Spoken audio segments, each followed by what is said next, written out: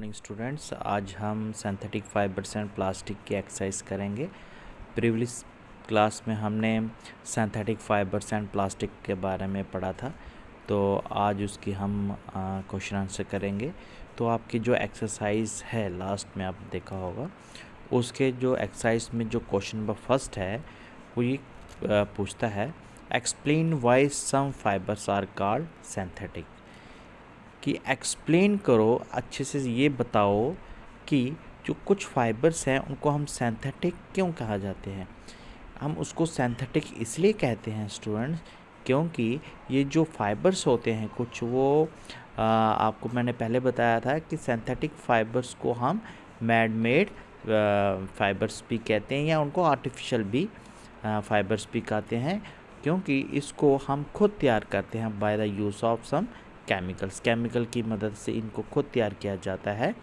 होता क्या है कि मोनोमर्स को मिला के एक लॉन्ग चेन फॉर्म होती है जिसको हम पॉलीमर्स कहते हैं। यही मैंने यहाँ पे लिखा है कि some fibres are called synthetic fibres because these are man made fibres prepared by using chemicals. These are made of small units joined together to form long chains, है ना। अगर हम इसकी एग्जाम्पल्स की बात करें तो एग्जाम्पल इसकी है नायलन, रेयॉन, पॉलिस्टर और एक्रिलिक, जो कि आप ऑलरेडी पढ़ चुके हो, इसके बारे में मैंने बता दिया है। तो जो इसका जो सेकंड क्वेश्चन है वो ये कहता है, mark the correct answer. Rayon is different from synthetic fibre because. अब इस क्वेश्चन में ये आपने उसको टिक करना है कि जो इसका सही आंसर होगा। तो क्वेश्चन ये है कि rayon is different from synthetic fibre. जो रेयॉन है वो बाकी सिंथेटिक फाइबर से अलग है, उसका क्या कारण है। देखो, है तो सभी ये सिंथेटिक फाइबर है, लेकिन जो एक रेयॉन है उसको हम सेमी सिंथेटिक फाइबर कहते हैं। जो बाकी हैं वो उनको हम फुल्ली सिंथेटिक फाइबर भी कहते हैं, लेकिन जो रेयॉन है वो सेमी सिंथेटिक फाइबर कहते हैं। क्यों कहते हैं सेमी सिंथेटिक फाइबर? क्योंकि ये जब ये इसको हम तैयार करते हैं तो इसका जो मटेरियल होता है, जो रॉ मटेरियल होता है, वो क्या है, वुड पल्प। वो यानी हमें प्लांट से मिलता है। अब वो प्लांट से हमें मिलता है, इसलिए हम उसको फुल्ली सिंथेटिक फाइबर नहीं कहकर सेमी सिंथेटिक फाइबर है। जो कि जो बाकी हैं वो फुली सिंथेटिक फाइबर्स होते हैं, लेकिन यही एक रेयॉन है जिसको हम सेमी सिंथेटिक फाइबर कहते हैं। यही इसका आंसर है। It is obtain from wood pulp. और फर्स्ट रोज इसका था, it has a silk like appearance. Silk like तो होता है, लेकिन ये बाकी सिंथेटिक फाइबर से अलग होता है ना। तो इसको हम सेमी सिंथेटिक फाइबर इसलिए कहते हैं क्योंकि इसको जब हम तैयार करते हैं वो हमें प्लांट से मिलता है, इसलिए वो प्योर सिंथेटिक फाइबर ना होके सेमी सिंथेटिक फाइबर इसको कहा गया है। नेक्स्ट है, इसके फिल इन द ब्लैंक्स है। तो फिल इन द ब्लैंक्स में आपने ये बताना है कि फर्स्ट है, synthetic fibre also called dash और डैश। जो सिंथेटिक फाइबर्स को हम और क्या कहते हैं, एक तो उसको कहते हैं आर्टिफिशियल और एक कहते हैं उसको मैन मेड फाइबर्स। ये जो मैंने आपको यहाँ पे बताया, एक आ गया सिंथेटिक फाइबर, एक मैन मेड फाइबर्स।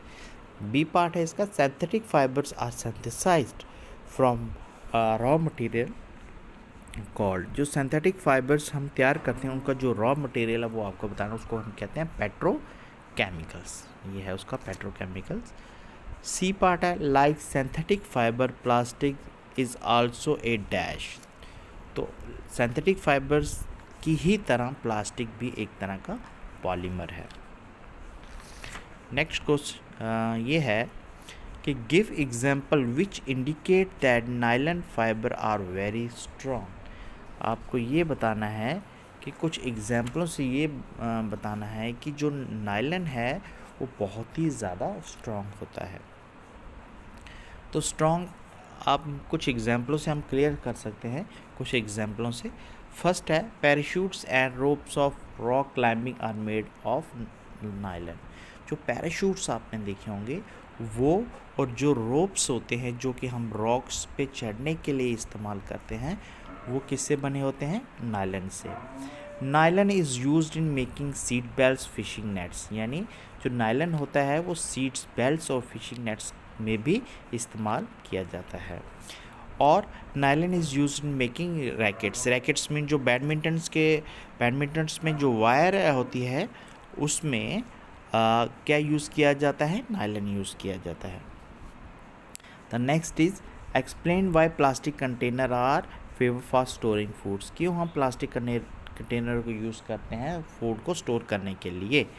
तो इसका ये आंसर है because plastic is non reactive. Plastic क्या है, नॉन रिएक्टिव होता है and will not react with ingredients of food items. क्या होता है कि हम जो बाकी जैसे मेटल्स में अगर हम कुछ फूड को स्टोर करें तो उसमें रिएक्शन के चांसेस हो सकते हैं, लेकिन जो एक प्लास्टिक होता है ये नॉन रिएक्टिव होता है। ये किसी फूड आइटम्स या फूड के जो इंग्रेडिएंट्स होते हैं उसके साथ रिएक्ट नहीं करता, नॉन रिएक्टिव होता है, इसलिए हम फूड को प्लास्टिक कंटेनर में रखते हैं। तो ये थे इसके आपके फर्स्ट 5 क्वेश्चंस। जो नेक्स्ट के क्वेश्चन है वो हम कल करेंगे। आई होप कि आपको इतना समझ आया होगा। तो आज के लिए इतना ही रखेंगे। Thank you.